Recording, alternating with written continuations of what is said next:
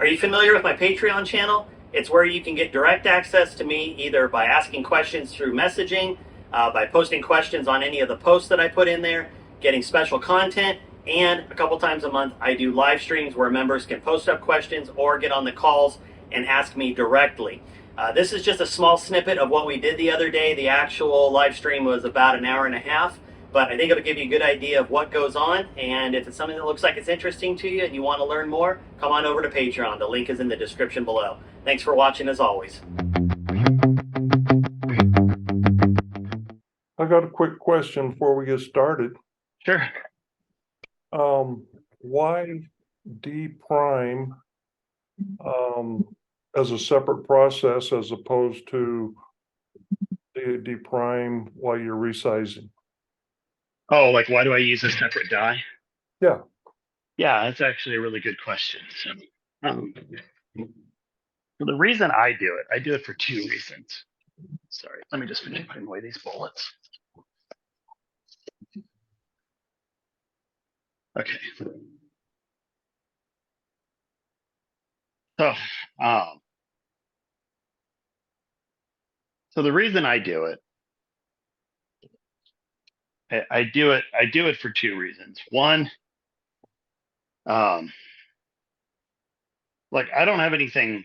There's nothing inherently wrong with decapping while sizing. And if I was using a single stage press and really trying to minimize the number of handle pulls, obviously that's probably a good idea then, right? Okay. Yeah. But for me, one of the things with sizing is that I always want to be cleaning out my dies, and it just makes it difficult when you have a decapping pin sticking down the middle. So for me, while this is a bad example, but I don't have a clean one, but you know, I take a bore mop and then periodically I just go up inside and clean it out. And I can do that while it's on the press without having to pull out the decapping pin and stuff like that. So usually for me, if I'm doing a bunch of brass, about every 100 rounds or so, I'll use a bore mop in there. You know, and to whatever extent, for me, I just like separating the steps if I can. Okay. Hey, Chad.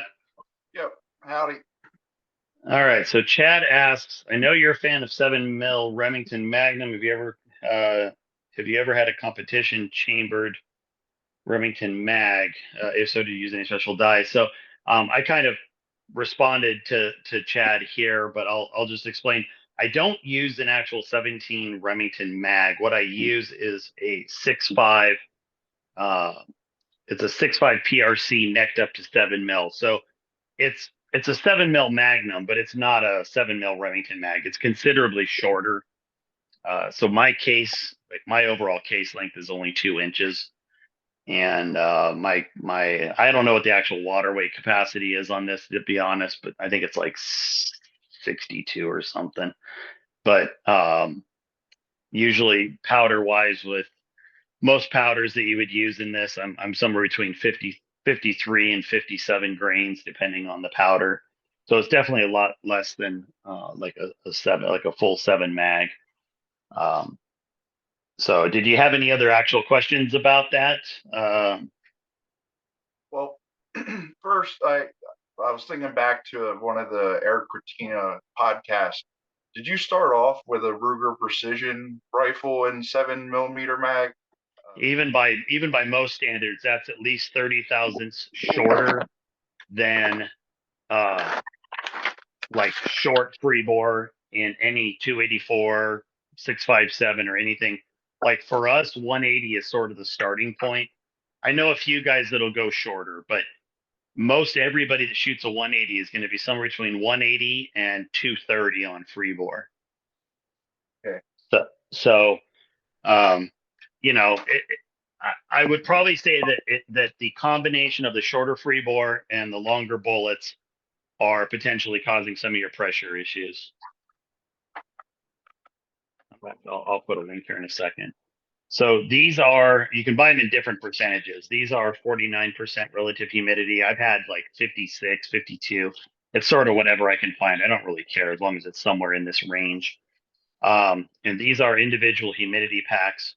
And I throw one in each time I open a jug. And so when I get down to maybe 2 pounds of powder in one 8-pounder, I'll open up the next one, throw the humidity pack in. That way it has time to kind of settle in for whatever, be different. Like my buddy's bats are threaded. If you called Borden, for instance, and you said, here's my action, my gunsmith needs the tenon specs, he would literally have a spec that matches your gun so that your gunsmith gets the right thread pitch, the right distance, the right shoulder, everything so that it fits. Defiance won't do that. So Defiance, I think the Ruckuses, they may have a tenon a tenon spec for the Ruckuses, I think. But for any For the beginning, it sounds like what you're saying. I would tune to what you test, and if you're always testing, so it would become a new test. I mean, if you loaded to the middle, you would have to retest what the next 50 rounds do, because it would be a different curve Right. than starting at 2780. So it's not what honing is, and it's sort of a relative term, I suppose. But so Eric has the ability to hone his on a lathe. So his is a lot prettier than mine is, but see how it's missing. So it used to be black like that. I don't know if it's showing up on the camera very well, but it used to be their metal, they're black, and then you can still see there's a little bit here. So what I do is I have a piece of granite, and I get some, I think it's like 600 grits wet sandpaper, and I put a little bit of oil on it, and I go in like a figure 8, right? And then turn it and go in a figure 8. And all I'm trying to do is knock off any. I'm not necessarily, because with sandpaper I'm not going to necessarily get it perfectly like if I put it on a lathe and turn it. But I'm just trying to get all the high spots out, and that's going to help it ride flatter on that cast iron piece, which it's. Are you happy with your decision to do 657 over 284? How many guys like Todd, David, Ted are testing? Yeah, all of them as far as I know. I will say when we were in Texas a couple weeks ago, so it's about the third biggest match in the country attendance, and we had 25 of the top 50 shooters there. I mean, we had a big presence of top shooters. So I mean, it's a big match, and I would say it was probably the biggest group of people shooting some form of a 657 that I've seen so far. Like one thing, as much as I like using the Henderson for brushing it out, one thing that I did notice is that it didn't allow me to, I sort of use it as a gauge as to whether everything expanded properly, because this is the last thing that I do. So I'll expand first, and having the pilot on there tells me if something didn't expand properly, because it won't go over the pilot. So for instance, yesterday I did 100 rounds, and there was one where it hit the pilot and it just didn't feel right. So I was able to throw it back on there, expand it again, and it felt right on the Henderson. So I've gone back to the pilot on the Henderson there. Other than that, still testing out different powder throwers. Been helping people out, people that have super tricklers, been helping them out. People that use the V3 and the Ingenuity, I've been helping them out. I'm actually even running, so that right there is the Sartorius with a V3 on it, and I've been playing with that too. So all kinds of, I'll show you here, but all kinds of fun.